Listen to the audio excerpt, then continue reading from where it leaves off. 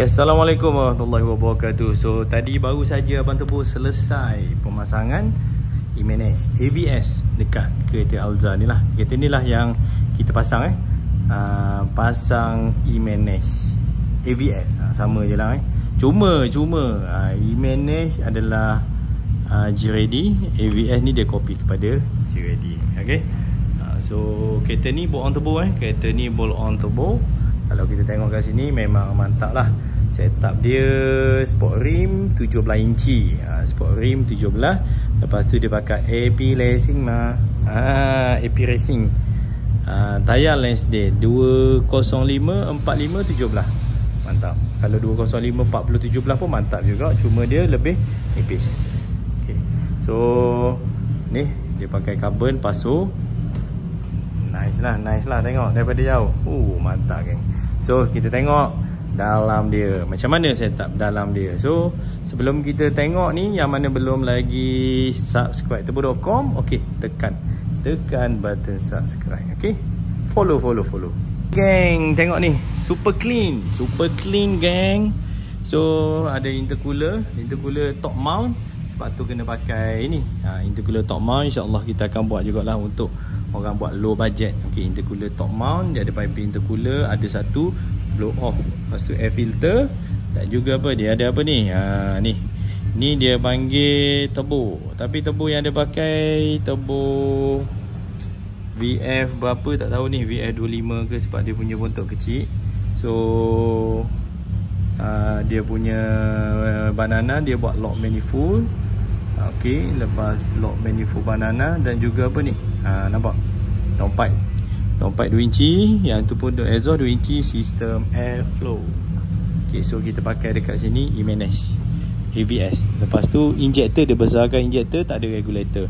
Dekat dalam ni tak ada regulator. So kalau berbeza berbanding kalau kata pakai intercooler dekat bawah, dia lebih sejuk lah. Kalau pakai intercooler kat atas, dia akan lebih panas. Sebab semua berkumpul dekat dalam engine compartment. Apabila berkumpul dalam engine compartment, dia akan menyebabkan intercooler dia akan lebih panas. Bila intercooler panas, air temperature yang akan masuk di dalam engine ni akan panas, menyebabkan horsepower akan kurang. Okey, dia memang horsepower akan jadi lebih rendah, lebih low horsepower. Apabila kalau kita pakai intercooler dekat depan, bila depan ni dia tidak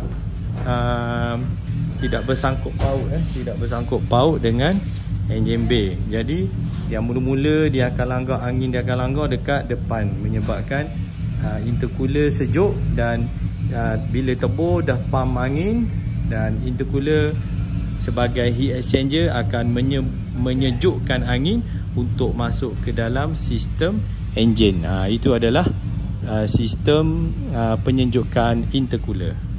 Okey, so kalau rasa bermanfaat, yang bagus ilmu ni, boleh share dekat member-member. Okey, so kita teruskan dengan sesi dyno tuning.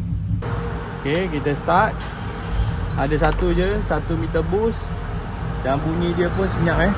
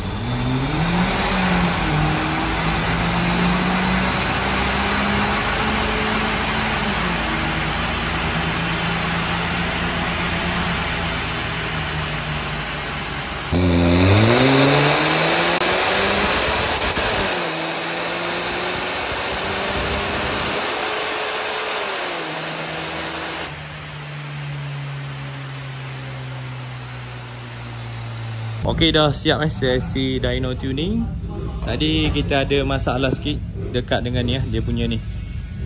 Disebabkan dia punya turbo ni kecil dan gate dia pun kecil. Dia boost spike daripada 0.5, dia set up 0.5, dia spike kepada 0.7 tadi. Agak bahaya Okey, so ni horsepower dia 116 horsepower dan torque dia 160 Nm. Not bad lah. Kalau kata standard, dia lebih kurang macam standard. Sebab apa? Dia tak sesuai turbo ni kecil. Sebab enjin ni adalah 1.5 high compression system dan dia perlukan turbine housing yang lebih besar. Kita kena lagkan dia sikit. Sebab ni kita tekan je dah boost dah masuk dah. Dia duduk dalam keadaan mode mode close loop. Okey. So nak belajar lebih detail boleh datang dengan Abang Turbo, boleh sembang, boleh masuk ke line insya-Allah. Dan itu saja daripada Abang Turbo pada kali ini. Okey, assalamualaikum warahmatullahi wabarakatuh. Mantap, Pak.